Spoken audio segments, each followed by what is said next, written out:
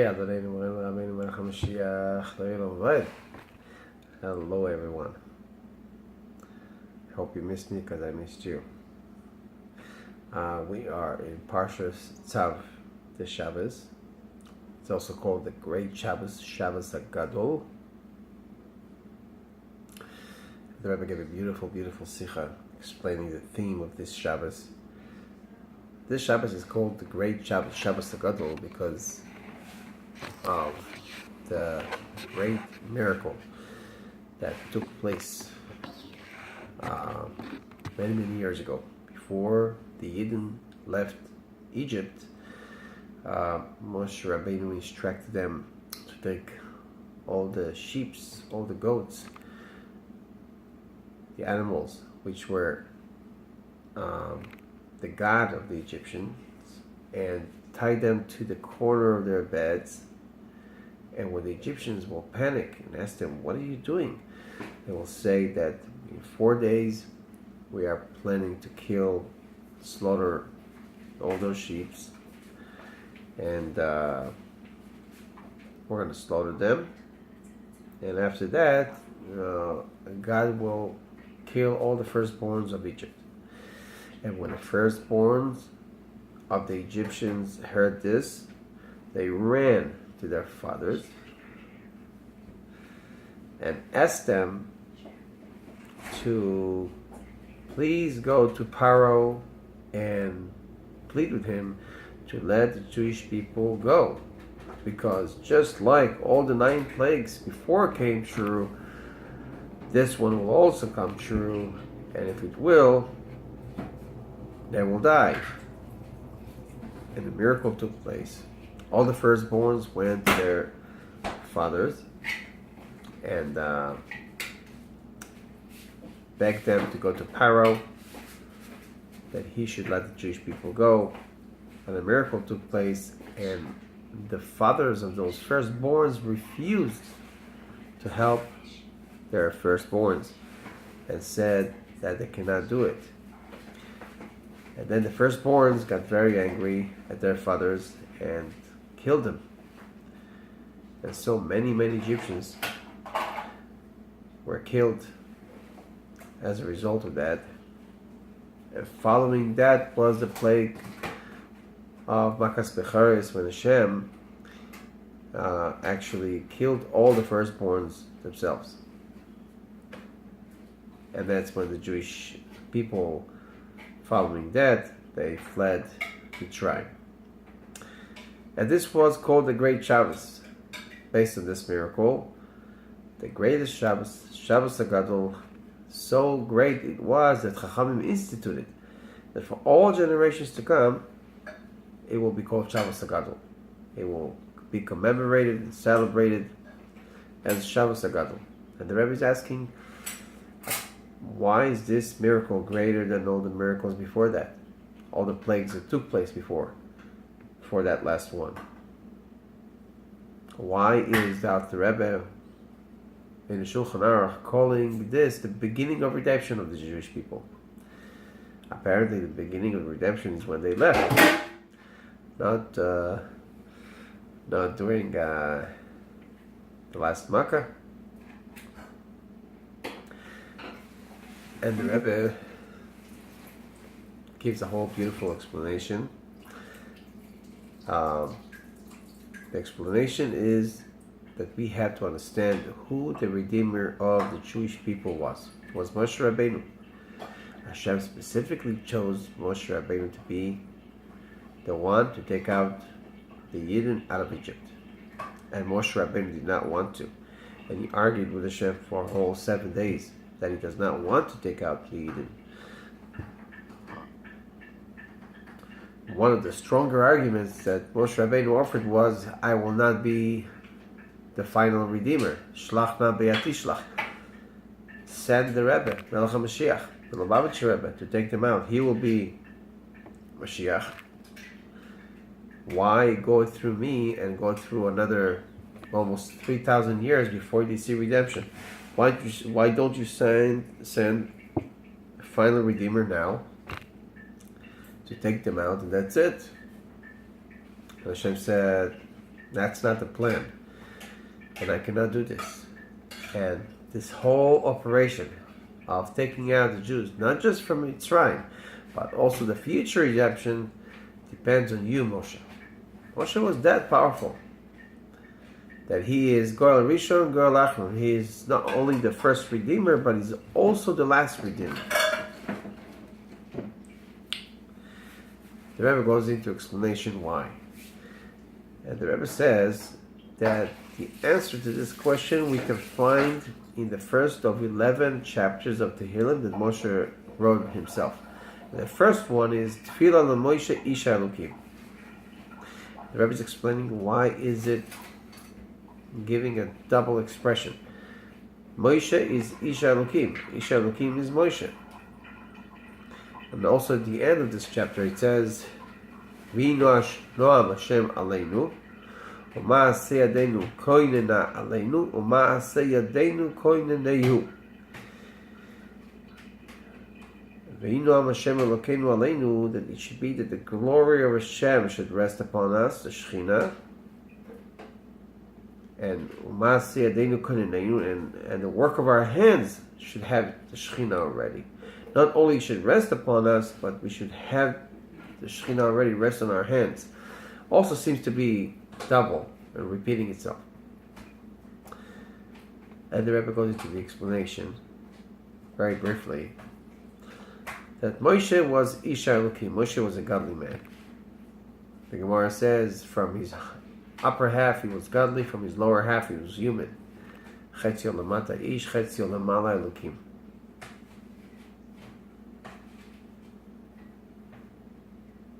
At the same time, he lived in this world, acted and behaved like a regular human, like everyone else. Where do we see this?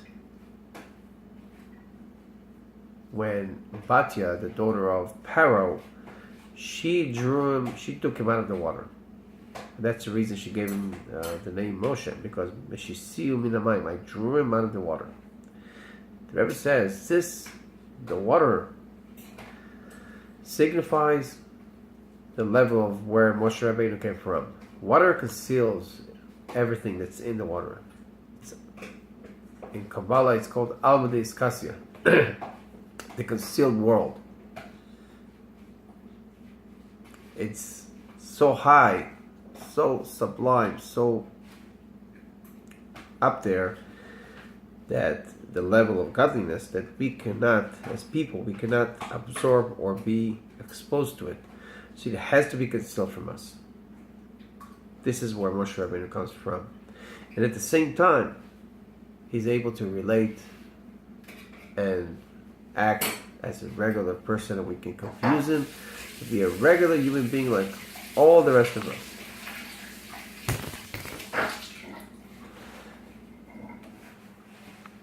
And this is the reason that Moshe Rabbeinu had to be the one to connect the Yidden to Hashem.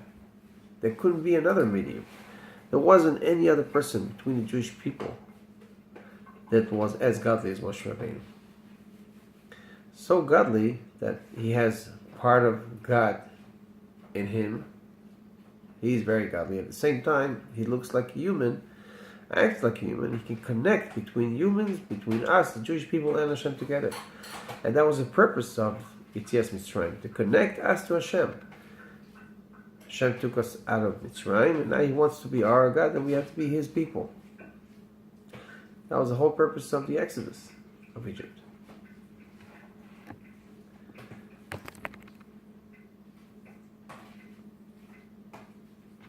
And this is a preparation for the Geula Mitzvah Shlema. This is a preparation. Moshe Rabbeinu is a very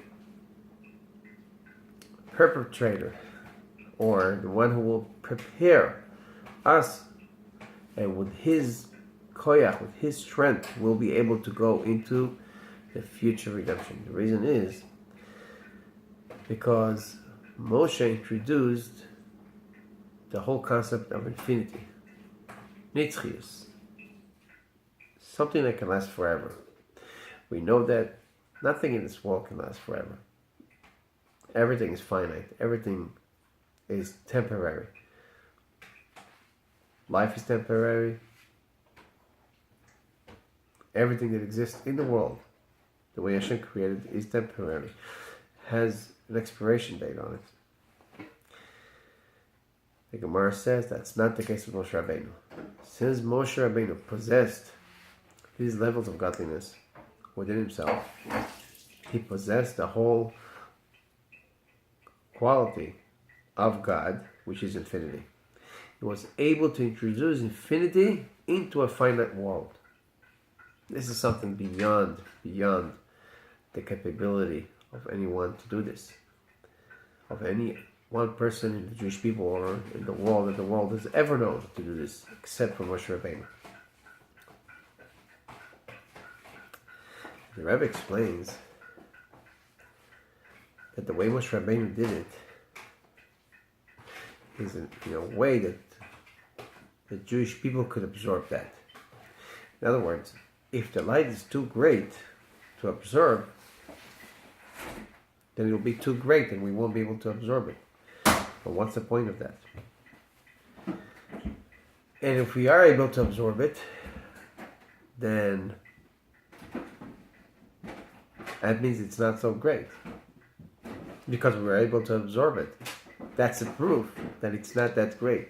If it was too awesome to absorb, we won't be able to absorb it. At the same time, if we do absorb it, that means it can't be that great either.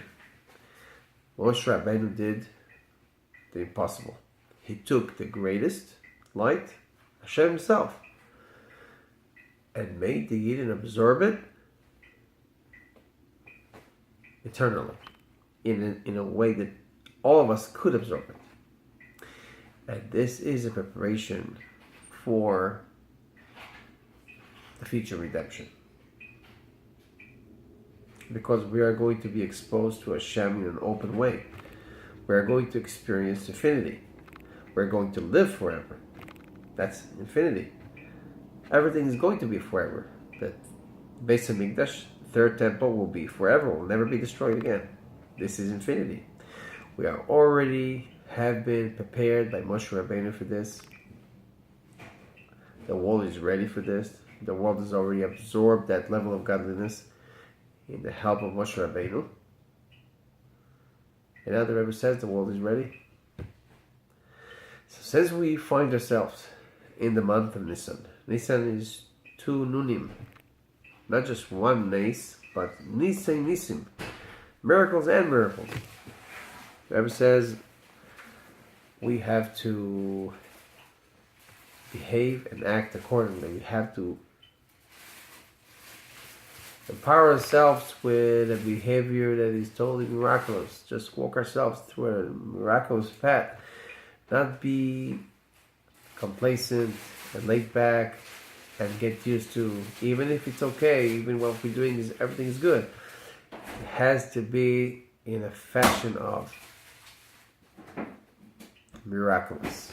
We have to dress ourselves in a path of miracles, to know that we are above this world.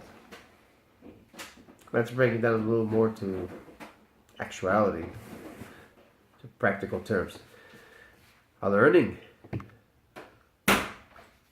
each one of us learns differently, but we have to put it on a level that is totally beyond what we've been used to up until now.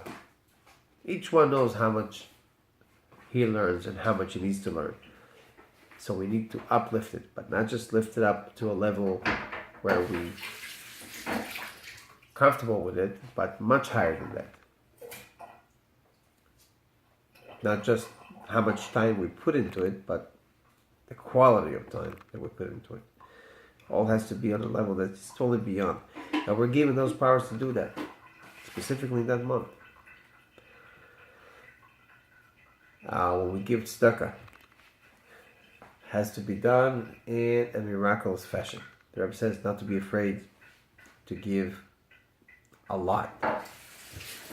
And the Rebbe, in the talk, in the Sikha, the Rebbe promises like great blessings for anyone who gives tzedakah way beyond his capability.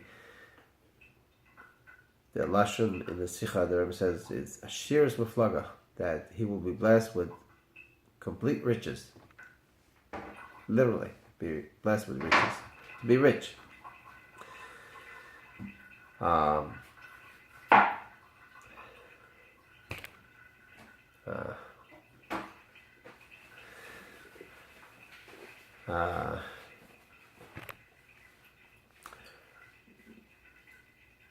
And so, my friends, this is the Shabbos. The Rebbe explained all this about Moshe Rabbeinu, and then the Rebbe speaks about chapter 90 of Tehillim, which we just talked about.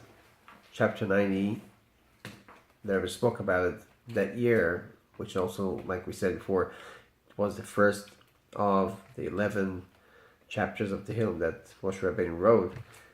But this one also happened to be the beginning of the reading for that year, 1991, because the Rebbe just turned 89 that year. So the Rebbe says 1991 was the year that everyone will read his chapter, chapter 90. And then the Rebbe talked a little bit about tzaddik, the letter tzaddik, which is 90. And we'll finish off with this really quickly. The Rebbe said, how do we write tzaddik? Some write it with tzaddik daled yud. If we want to write the word tzaddik, like the letter tzaddik, but to write it out. So some write it tzaddik daled yud, some write it tzaddik daled yud kuf.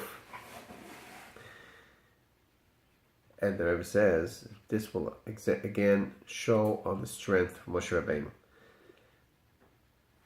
Tzad is a side. Tzadi is my side. It's within the power of every Jew to make Torah and mitzvahs through his free choice, to be his side, to be his life, to be the side that he chooses as his path from now on, through tshuva, through doing good deeds, through learning. Mainly through learning, everything will come along. Learning Chassidus mainly, learning Inyan Mashiach v'Geula. Automatically, a person will start keeping Torah and mitzvahs on a much, much higher level. That's tzadi. That's my side. And make the whole rest of the world comply with Hashem. Not just to influence myself, but to influence my surroundings, my friends, my family. Lahavdil the Goyim, to do their 7 laws, to keep their part in creation. But then there's a side in the world that totally is going against Torah and mitzvahs, totally rejects Hashem.